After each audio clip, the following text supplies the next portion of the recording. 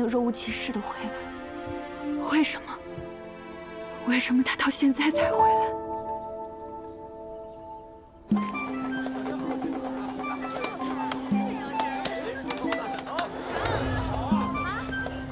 尹世子，金清华，帮我保管好啊。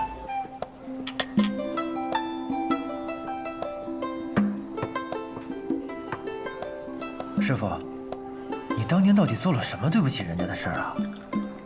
哎呀，其实吧，也没什么，就是我想着两人既然已经定了终身，那总得坦诚相待吧。于是我就把我练过大春宫一事告诉了他，然后他就问了我一个问题。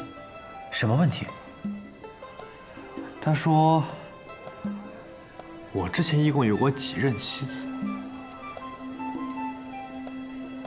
那先生是怎么回答的？我当然说3个了。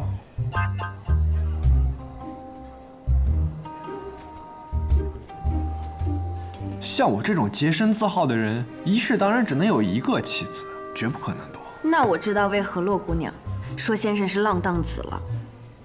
一世只有1任妻子，听起来倒是没什么问题啊，是吧？是啊，啊。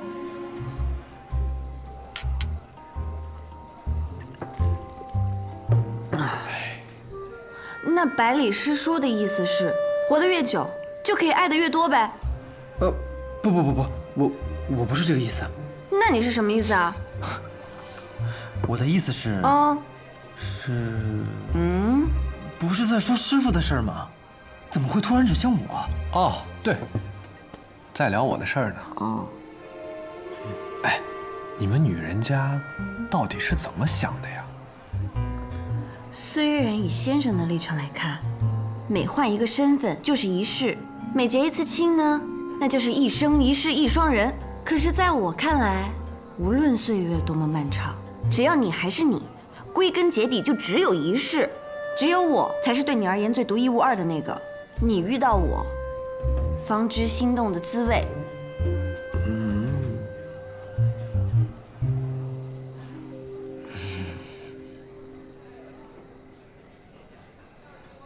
师傅，那你说完以后，他怎么说的？我说完之后，他面色有些不好看，但是也没有立刻发作。他又问了我第2个问题。什么？哎呀，他说，定然是在我之后，你还会有几任妻子？不错。 不错，果然天下女人千回百转的思维，大抵都是相同的。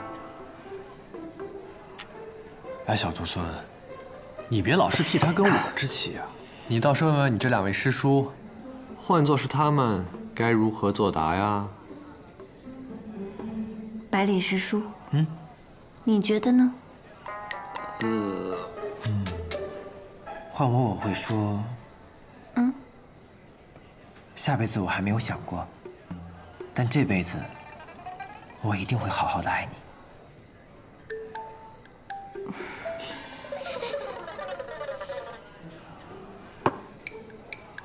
司空师叔，那你呢？要我呀，我就说，在你之前，我一直认为感情不过是相伴一时的东西，一人死了便是结束。但遇见你之后，我才发现原来感情可以跨越时间的界限。所以经你之后，我再无其他爱人，再无妻子。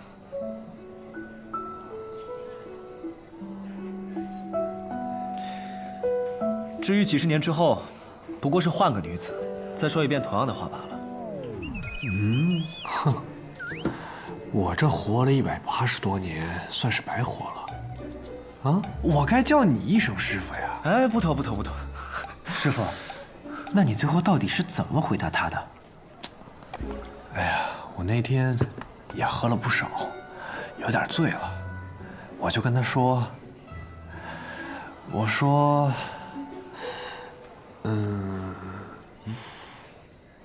我哪算得过来呀？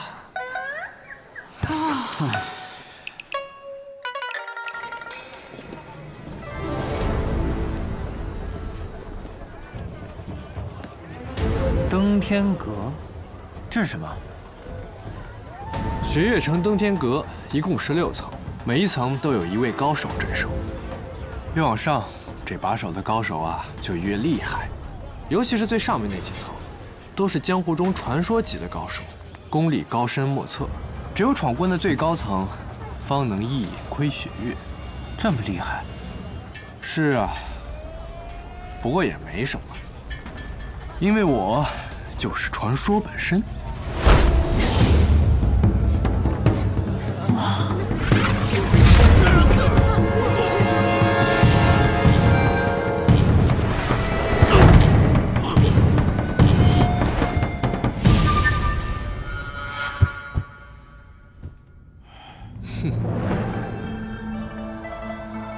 怎么又是你啊？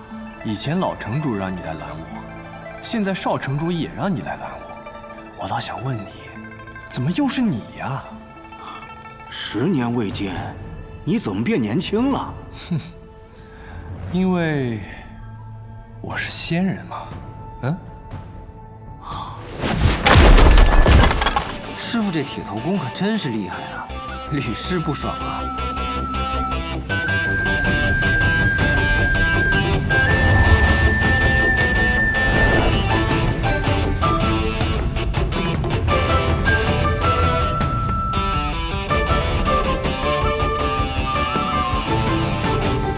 落水！我来了！我来了！我来了！曾经你说，相对于武夫，你更喜欢学堂书生，于是我便执掌了学堂。这天下人见我呀，都要尊称一声学堂李先生。可是李先生已死，这一世的我叫南宫春水，这一世我要做一个儒雅的读书人。曾经，你问过我一个问题。但是那时的我回答错了，现在的我要重新回答一遍。我，南宫春水，这一世往后，就只有你一个妻子。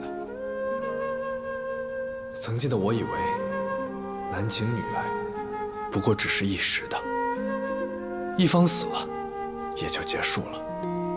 直到我遇见了你，我才明白，原来感情是可以穿越时间界限的。所以你是打算等过几十年后，把这话换个女子再说一遍吗？司空长风，老手啊！我哪知道我随口一说就猜到所有情节了。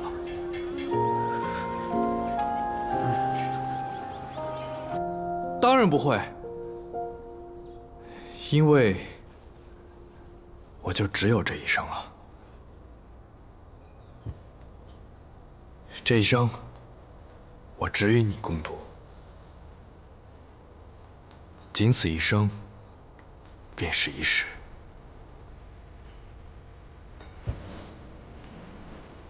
远方出现，燕雀节节转林间。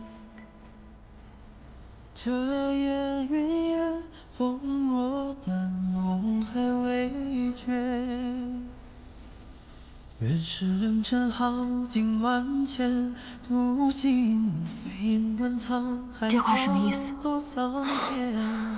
我的意思就是，大春宫我散了。从今往后，我就跟常人一样，生老病死，一生一世。一生一世是让你这么用的吗？只要能跟你在一起，我觉得可以这么用啊。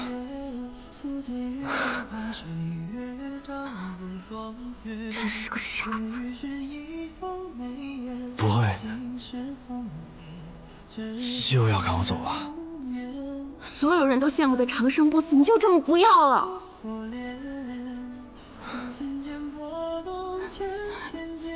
其实我当年不过就是一时气话，我并非让你真的散去这一身大春的。我知道。你还是重新练起来吧。这大春宫啊，散了就散了，练不回来了。再说了，我这师傅、门派什么的都没了，也没人能帮我练回来。你就是故意的，你故意这么做让我心中有困，你这是在报复我。哎呦，我没有。且说情缘深浅，不过春夕炙热的烛光明灭，与一次火热千秋的流那你这么做不会后悔吗？不会啊，你想，我都活了180多年了，直到遇见了你，我才发现自己其实还是那个少年。少年人做事本就该冲动，所以此生我不悔。只笑那春秋一眼，朝暮流年，度日瞬息间。那就不悔。昨夜，与心间波动渐渐渐，月半明是阳夜。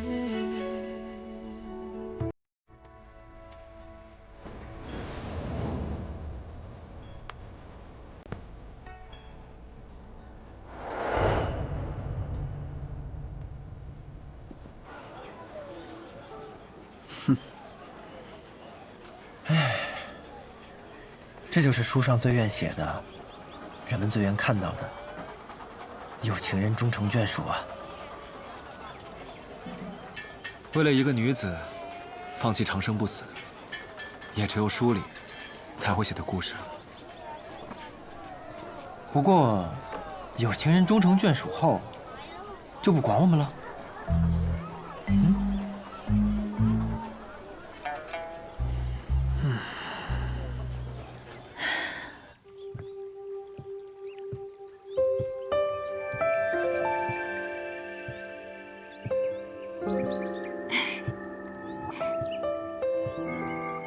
你笑什么呀？笑你啊？笑我？我答应与你同行，就这么开心啊？当然了，因为这可是我人生的第一等要事，也是我成为南宫春水的唯一意义。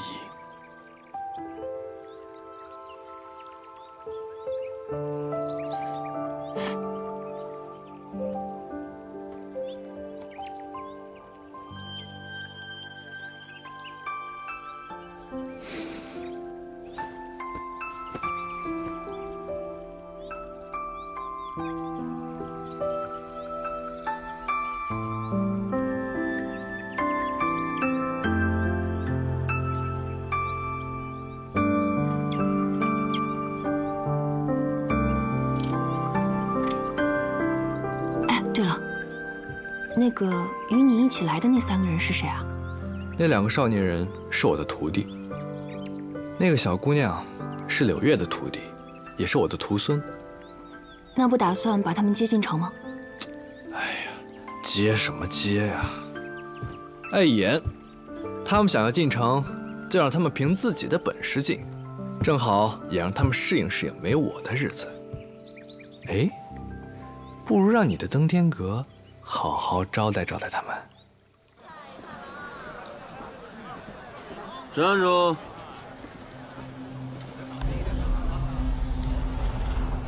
有拜帖吗？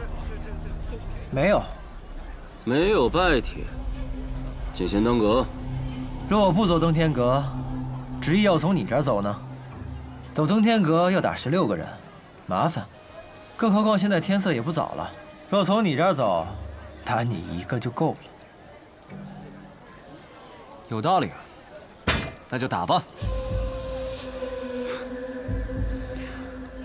看来你们想直接打我，也可以。不过这打登天阁，打得赢就进，打不赢还可以走。打我可没这么斯文的规矩。要么打完我躺着，要么被我打趴，丢出去。哼，二位，这人要打趴我们，那就如他所愿。打趴他，有意思。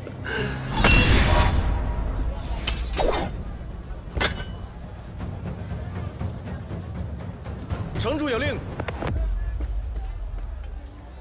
城主有令，两位公子需打过16层才能入城。怎么是16层？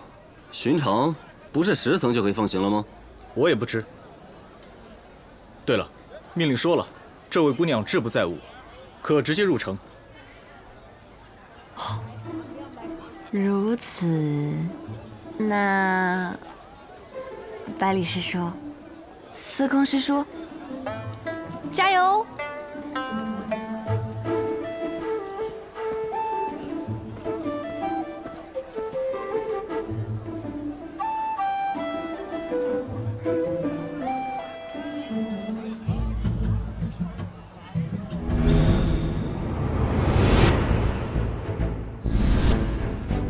你们两个小儿，便是刚才那人的徒弟啊？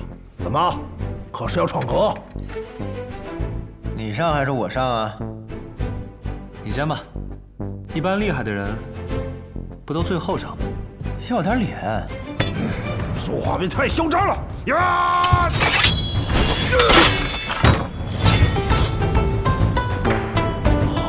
好快的剑！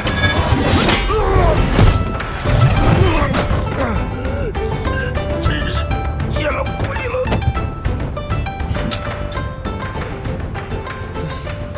第2层我来。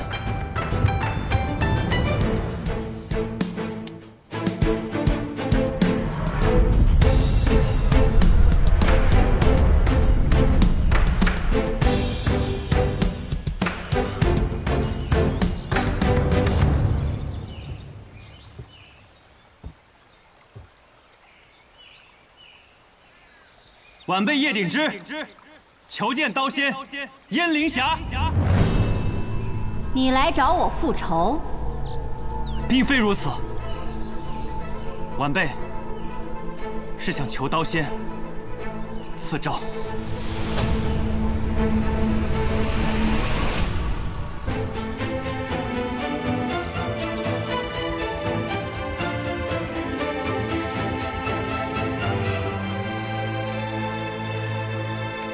见过前辈。你来找我赐诏？是。为何？我想练魔仙剑，习剑想要有成，我有3法：挑战剑客、绝境打磨、高手赐诏。我时间不多，前2者又太费时间，所以我想请前辈赐诏。你和你师父还真是如出一辙。站在男爵武林的立场，我并不支持你练魔仙剑。我知道，我还知道，前辈也心知。为何男爵高手众多，我唯独来找你赐诏？你很聪明，也很能洞悉人心。不错，我确实对你师父心怀有愧。虽然这件事是鼎之卑鄙了，但我有不得不这样做的理由。羽生魔之徒叶鼎日，求前辈赐诏。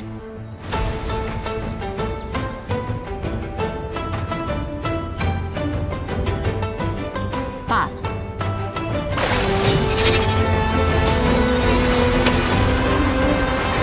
出剑吧。这登天阁有16层，你能一气呵成的爬上来，你的徒弟们也可以啊。怎么可能呢？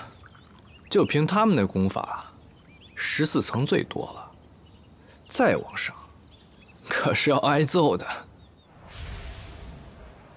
果然还是有点本事的，居然一口气上到了15层。不过这从15层开始，便是守阁长老了呀。哼。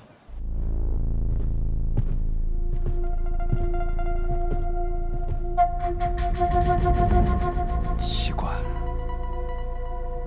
难不成是他们怕了？不要掉以轻心，我们先上去看看。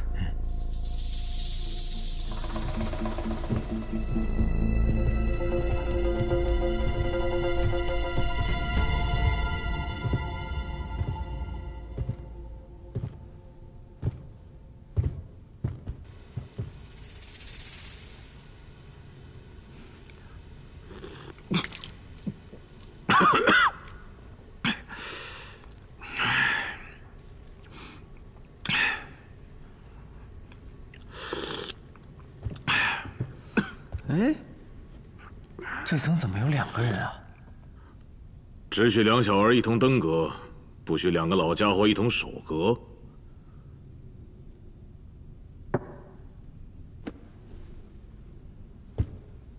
登天阁第15层守阁人骆风中。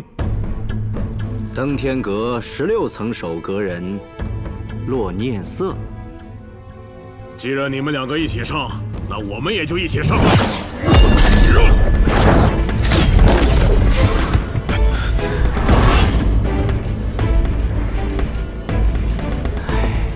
克制，克制一点。再克制，雪月城的脸面都丢了。你说的也对呀，这师傅就算了，你说这徒弟接二连三的挑衅，确实不该忍啊。哎，2位老英雄成名多年，不会以大欺小吧？小兄弟，你混江湖多久了？回前辈，有些年头了。你既然说我跟这位好友成名已久，那你可知我2人的名头啊？糟了，刚才一时口快，江湖上并没有听过他俩的名字呀。司空传风，怎么了？麻烦了，这2位是隐姓埋名在此，用的是假名。完了，反应过来了。你们纵使在外宣扬我们如何欺负于你，但是有谁知道我们俩是谁呢？这也太不要脸了吧！哎，既然来了总要打，废话就别说了。哎呀，着什么急呀？给他们一个说句话的机会。哼，架是一定要打的，但可不可以不打脸啊？可以呀。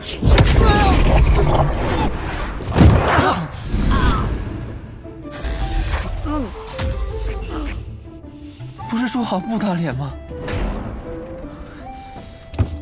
临危不惧，大好儿郎啊！有多好？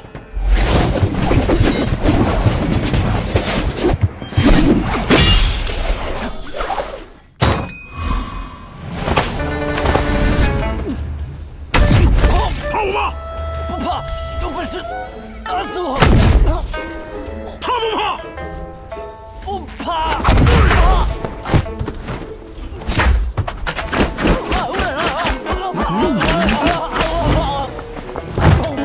司空传风，怕！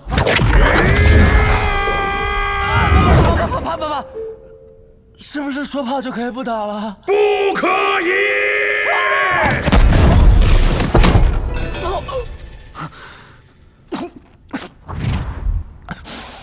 别急，这里有我。别问，我怕。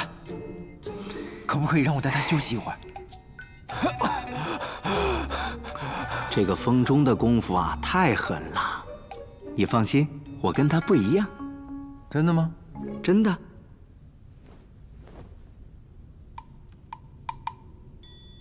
我只用1根手指。1根手指？嗯。哎，我信你个鬼！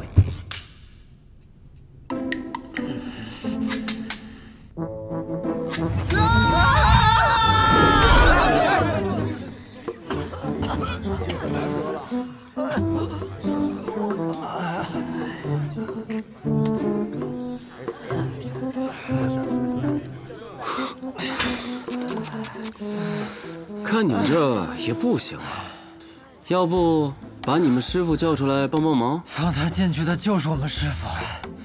这位兄台，麻烦帮我给他传句话。他叫南宫春水。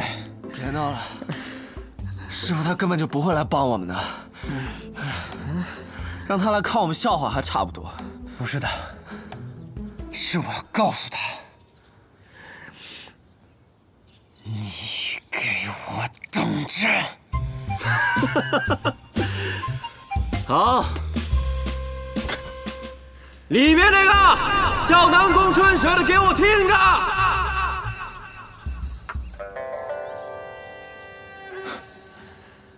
我的这2个徒弟啊，终究还是，你给我等着！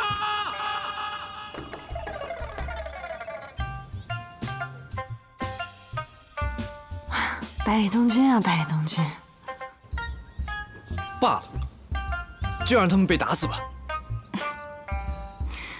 被那2位这么折磨，可真的会死的。这2人既然敢这么嚣张，就说明离死还远。哎，不如我也回一句，就说你不是自诩读书人吗？读书人嘛，就是要打嘴仗。我来句文雅一点的，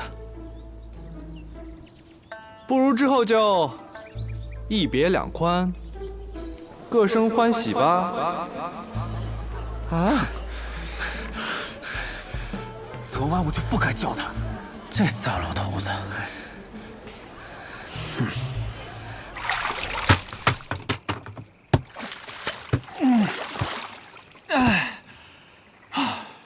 不打了，再打就要被打死了。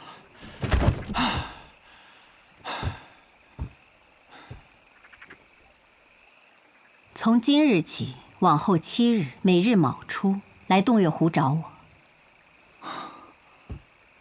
多谢前辈。哎，对了，前辈，你饿了吗？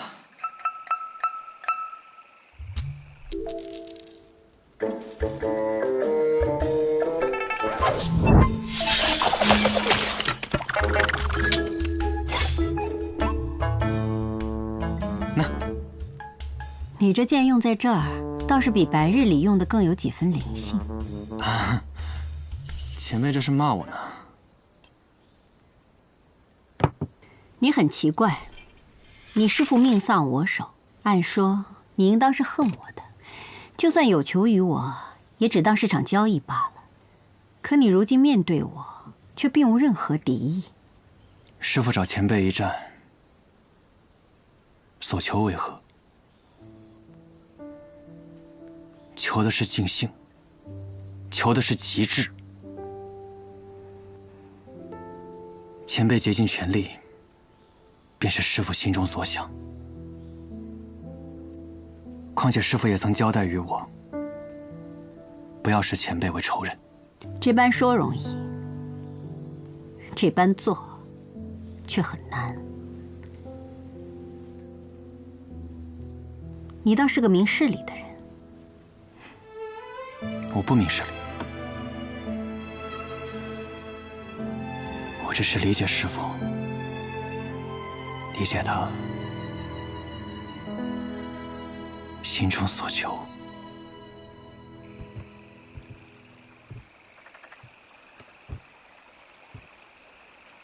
接下来的每一日都要如此。我定当每一日都进行练剑。烤鸡也要如此。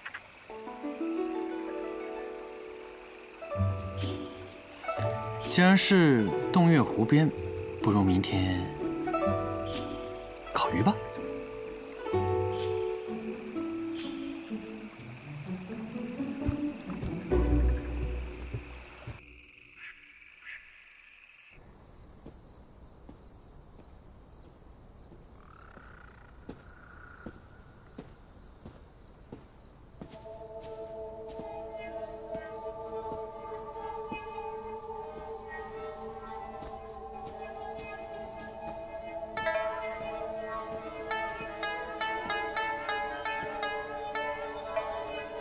子师傅心丧，所爱之人将嫁人妇，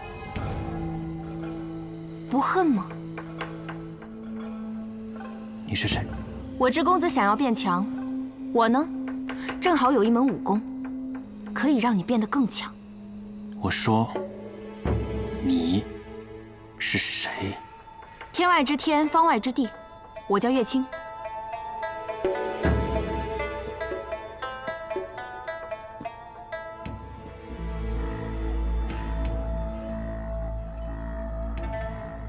不太认得，没有兴趣。怎么就不感兴趣了？你师父跟李长生斗了一辈子，你难道不想完成他的夙愿，打败他的徒弟百里东君了？你知道百里东君？你和尹落霞长相相似，你们是姐妹。怎么，带不走百里东君，便把主意打在我头上了？不必了。我是不会跟你们走的，别再跟着我，不然下一次就没那么好说话了。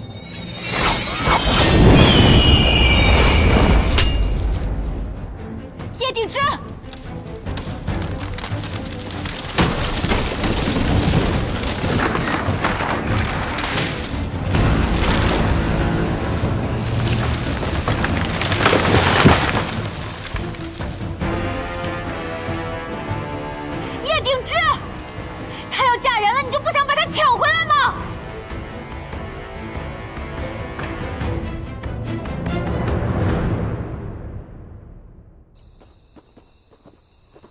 你们的朋友来看你们了。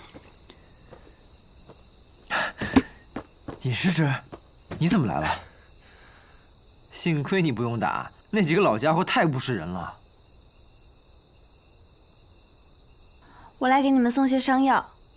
哦，对了，先生说，若是你们打不过登天阁16层，就让你们滚。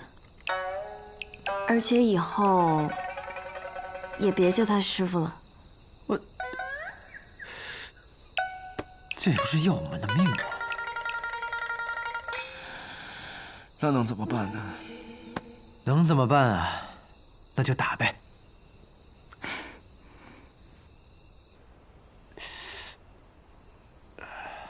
疼。那我轻点儿。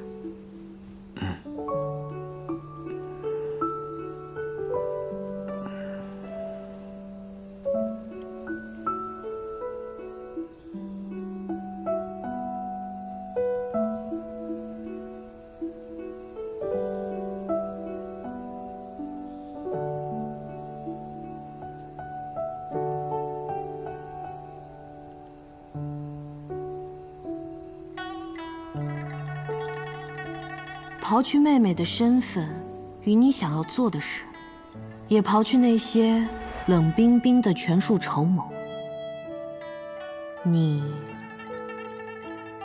喜欢这个百里东君？我没想过这个问题。那就现在好好想想。阿姐，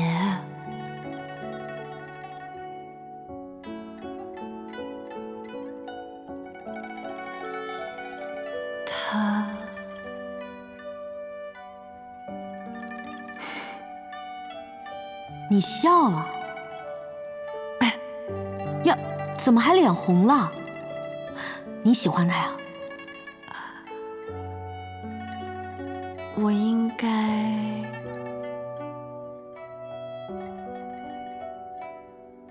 是有些喜欢的吧。哎，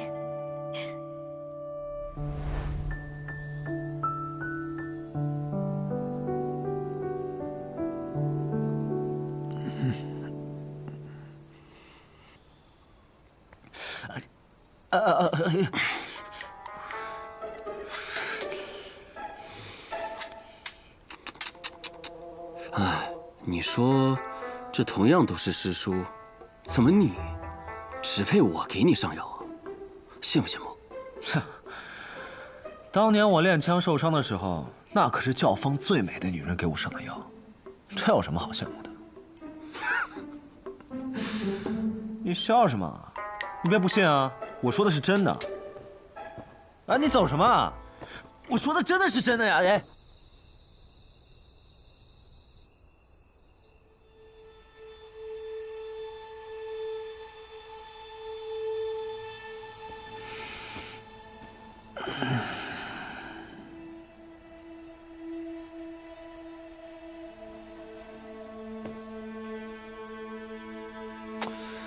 百里同学，你还睡不睡了？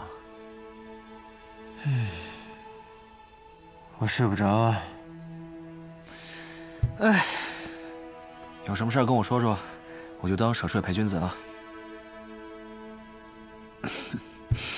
哎，司空长风，说来我们认识这么久了，还没聊过彼此的过往呢。你可还记得我的自白？来也空空，去也空空，故为司空。也愿化作长风，一去不归。所以你叫司空长风。是啊，这就是我想象中的一生。提着一杆枪，骑着一匹马，游荡在这世间，最后啊，醉死在一间寺庙前头。去也空空。这也是我的前半生，来也空空。哎，你还记得我曾经跟你说过吗？我曾经跟你说过，我失了忆。我开始有意识的时候呢，是从一间破庙中醒来。当时啊，我就觉得自己饥肠辘辘的，于是便摸爬着走上了街去。可是身上呢，一个同伴都没有，只能看着别人吃东西，干瞪眼。后来呢，有一个穿着破破烂烂的少年，他给了我一张饼。他问我叫什么，我说不知道。于是，他便让我跟着他混。我也不知道自己当时几岁。只记得那少年呀，跟我一般高，他说自己13岁，于是，我也便当自己是13岁。从那以后，我就叫司空长风。别这个表情看着我，显得我怪可怜的。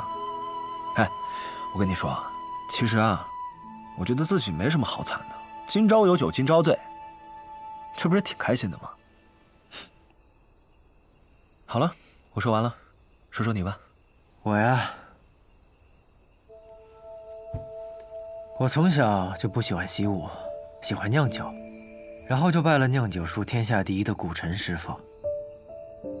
后来，古陈师傅死了，将西楚剑歌传给了我。从那以后，我便下定决心要好好习武，随后就拜了武功天下第一的李先生为师。你这是在炫耀？没有。我只是……好了，我就是开个玩笑。你只是真的这么顺遂？是啊，现在我好像唯一没有实现的，就是娶仙子姐姐过门了。可是，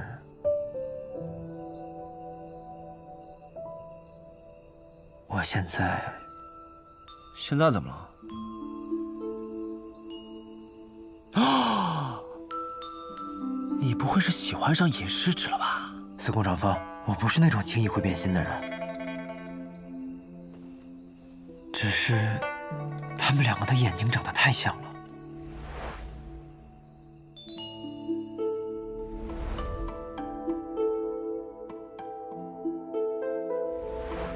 我不是在给自己找借口，是真的太像了，像到我有时候看尹师之眼睛的时候，会恍惚间像是回到了初见他的那一晚。那既然他俩这么像，你怎么知道你喜欢的是尹师之，而不是你那仙子姐姐的替身啊？你别乱说话。什么替身啊？才不是替身呢！这要被听到，可又要被误会了。那既然他俩这么像，又不是替身，那是什么？人有相似，但感觉却是不同的。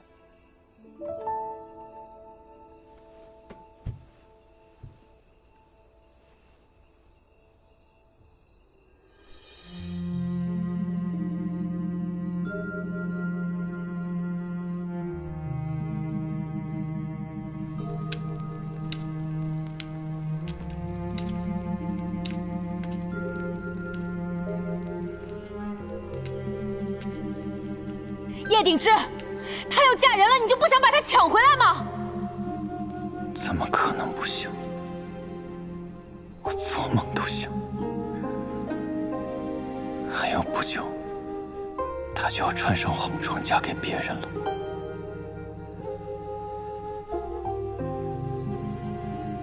东君，我要抢的人是你师兄未来的嫂嫂。到时候，你会对我拔剑相向吗？